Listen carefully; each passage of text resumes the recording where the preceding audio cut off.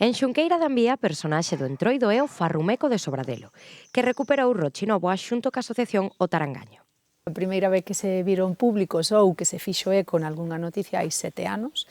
De feito, pois foi a región quen empezou a darnos un pouco de visibilidade, non? Pero realmente recuperados e ensinando os farrumecos levamos 10 aniños. É unha andaina de 10 anos, o primer sitio onde saímos vestidos de farrumecos foi en Santiago da Riba.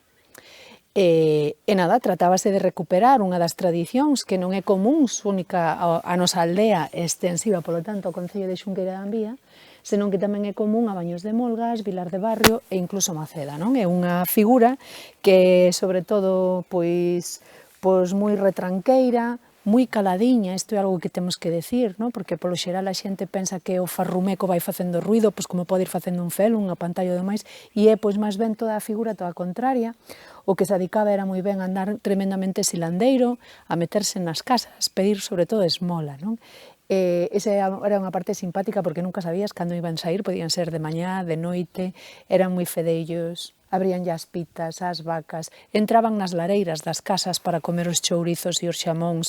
Entón a xente, como estaba un pouco como sabían máis ou menos en que épocas eran as que saían, procuraban convidalos a casa ou velos, e dicir, entrai, a darlle o licor e a darlle algo da proba da matanza para que non lle fixeran pois, todas esas trasnadas, non? As de soltar. A xente maior recordaba perfectamente a figura, co cal non resultou excesivamente complicado recuperala en canto que memoria se refire. O seu traxe é así.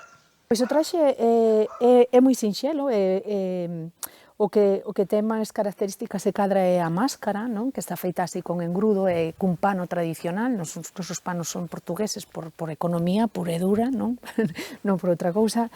Unha capa, levamos unha capa de rasiño, con as cintas desde arriba, que van desde o colar, e logo por dentro cada farrumeco é un mundo, non? Porque o que se trata é de ir o máis sorteira, o máis extravagante, o máis ridículo posible con todo aquilo que teñas pola casa.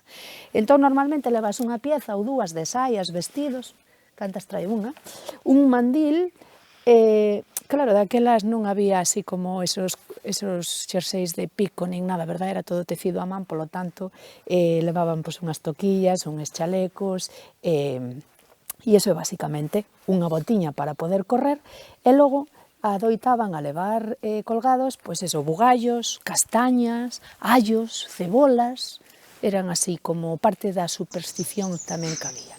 Saen o día do petardazo de Xinzo de Limia. O que si piden é que se respecte o traballo de recuperación porque tiveron algún disgusto en canto ás máscaras.